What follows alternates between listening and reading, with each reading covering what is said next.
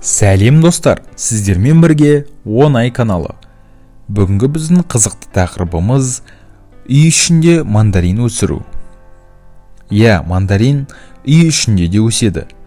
Мандаринді білмейтін адам жоқ. Ол субтропиктік және тропиктік аймақтарда өсетін болса да, тасымалдауға өте қолайлы болғандықтан әлемнің кез келген өңіріне жеткізіледі. Ал сол жемісті климаты қаталдау аймақта ашық жерде өсіруге болмағанмен, үй ішінде өсіруге әбден болады. Қазір үйдің ішінде ірі гүлдерді айтарлықтай көлемдегі лимон, мандарин өсіруге қолайлы ыдыстар жеткілікті. Оны кез келген қаладағы гүл, жеміс-жидек, көкөніс тұқымдарын сататын дүкендерден таба аласыз. Жалпы мандарин оншалықты кірпияздығы жоқ, өсіруге қолайлы жеміс. Тұқымында көп іздеп жатпайсыз. Жеу үшін алынған мандариннің әрине таңдаулысының дәнін аласыз да, бірнеше күн кептіріп, сол сатып алған ыдысыңыздағы топыраққа себесіз. Ал топырақ таңдағанда оны да сол гүл, тұқым дүкенінен табуға болады.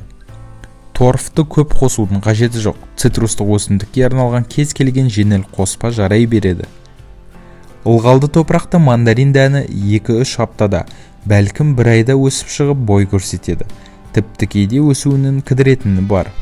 Жоғарыда кірпияздығы жоқ десек те, оған күтім жасауда біраз жайды ескерген жөн. Ең алдымен оған күннің жарығы керек. Жалпылай айтсақ, жыл бойы тәулігіне оған 12 сағат жақсы жарық түскені абзал. Екінші қажетті нәрсе су. Әсіресе жазда қандырып суару қажет. Бірақ суға бөктіруге болмайды. Алдында шағын ыдыста өсірілсе, ағаштың өсуіне, көлемінің үлкеюіне байланысты оны үлкенірек ыдысқа ауыстырады. Барлық ағаш сияқты үй ішіндегі мандаринге де тыңайтқышпен қоректендіру қажет. Бұған минералдық та, органикалық та тыңайтқыштар жарайды. Үй жағдайында мандариннің биіктігі 1,5 метрге дейін жетеді. Ал достар, сіздердің араларыңызда үй жағдайында мандарин өсірген адамдар болса, комментарийге өз ойларыңызбен бөлісулеріңізді сұраймыз. Сіздермен болған оңай каналы. Келесі кездескенше достар.